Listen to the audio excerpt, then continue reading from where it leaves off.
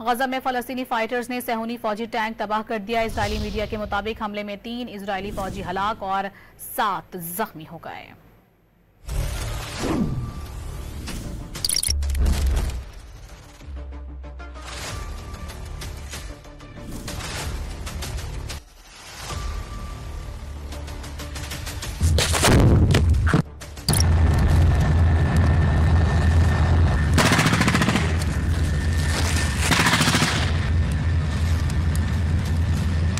गजा में फलस्तीनी फाइटर्स ने सेहूनी फौजी टैंक तबाह कर दिया। इजरायली मीडिया के मुताबिक हमले में 3 इजरायली फौजी हलाक और 7 जख्मी हो गए।